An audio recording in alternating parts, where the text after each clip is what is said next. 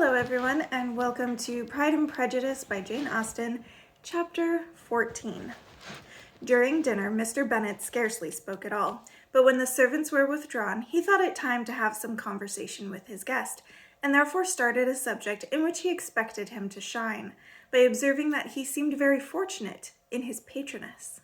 Lady Catherine de Bourgh's attention to his wishes and consideration for his comfort appeared very remarkable. Mr. Bennet could not have chosen better. Mr. Collins was eloquent in her praise. The subject elevated him to more than usual solemnity of manner, and with a most important aspect, he protested that he had never in his life witnessed such behavior in a person of rank, such affability and condescension as he had himself experienced from Lady Catherine. She had been graciously pleased to approve both the discourses, which he had already had the honor of preaching before her.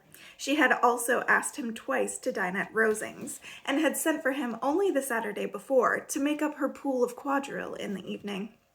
Lady Catherine was reckoned proud by many people he knew, but he had never seen anything but affability in her.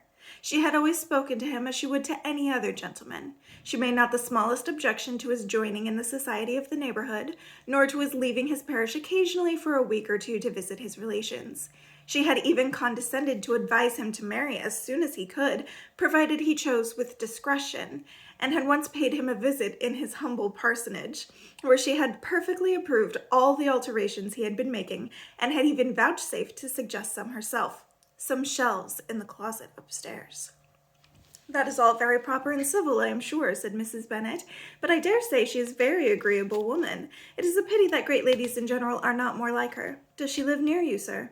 The garden, in which stands my humble abode, is separated only by a lane from Rosings Park, her ladyship's residence." "I think you said she was a widow, sir? Has she any family?" "She has only one daughter, the heiress of Rosings, and of a very extensive property." "Ah," cried Mrs. Bennet, shaking her head, "then she is better off than many girls. And what sort of young lady is she? Is she handsome?"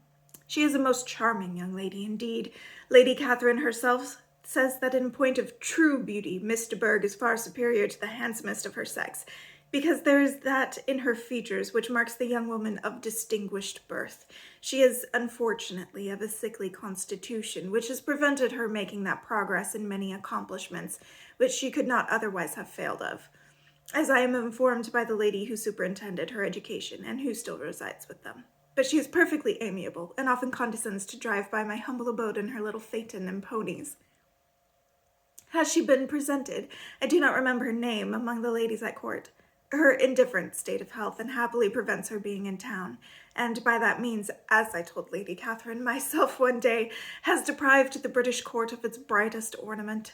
Her ladyship seemed pleased with the idea, and you may imagine that I am happy, on every occasion, to offer those little delicate compliments which are always acceptable to ladies. I have more than once observed to Lady Catherine that her charming daughter seemed to be born a duchess, and that the most elevated rank, instead of giving her consequence, would be adorned by her. These are the kind of little things which please her ladyship, and it is a sort of attention which I conceive myself particularly bound to pay." "You judge very properly," said Mr. Bennet, "and it is happy for you that you possess the talent of flattering with delicacy. May I ask whether these pleasing attentions proceed from the impulse of the moment, or are the results of previous study?" "They arrive chiefly from what is passing at the time, and though I sometimes amuse myself with suggesting and arranging such little elegant compliments as may be adapted to ordinary occasions, I always wish to give them as unstudied an air as possible." Mr. Bennet's expectations were fully answered. His cousin was as absurd as he had hoped, and he listened to him with the keenest enjoyment, maintaining at the same time the most resolute composure of countenance, and except in an occasional glance at Elizabeth, requiring no partner in his pleasure. By tea-time, however, the dose had been enough, and Mr. Bennet was glad to take his guest into the drawing-room again, and when tea was over, glad to invite him to read aloud to the ladies. Mr. Collins readily assented, and a book was produced, but on beholding it, for everything announced it to be from a circulating library, he started back, and begging pardon, protested that he never read novels. Kitty stared at him, and Lydia exclaimed. Other books were produced, and after some deliberation he chose Fordyce's Sermons. Lydia gaped as he opened the volume, and before he had, with very monotonous solemnity, read 3 pages, she interrupted him with, "Do you know, Mamma, that my Uncle Phillips talks of turning away Richard, and if he does, Colonel Forster will hire him? My aunt told me so herself on Saturday. I will walk to Meryton tomorrow to hear more about it, and ask when Mr. Denny comes back from town." Lydia was bid by her 2 eldest sisters to hold her tongue, but Mr. Collins, much offended, laid aside his book and said, "I have often observed how little young ladies are interested by books of a serious stamp, though written solely for their benefit. It amazes me, I confess, for certainly there can be nothing so advantageous to them as instruction, but I will no longer importune my young cousin." Then, turning to Mr. Bennet, he offered himself as his antagonist at backgammon. Mr. Bennet accepted the challenge, observing that he acted very wisely in leaving the girls to their own trifling amusements. Mrs. Bennet and her daughters apologized most civilly for Lydia's interruption, and promised that it should not occur again if he would resume his book. But Mr. Collins, after assuring them that he bore his cousin no ill will, and should never resent her behavior as any affront, seated himself at another table with Mr. Bennet, and prepared for backgammon.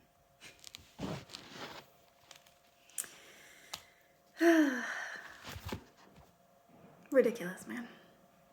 I'll see you next time.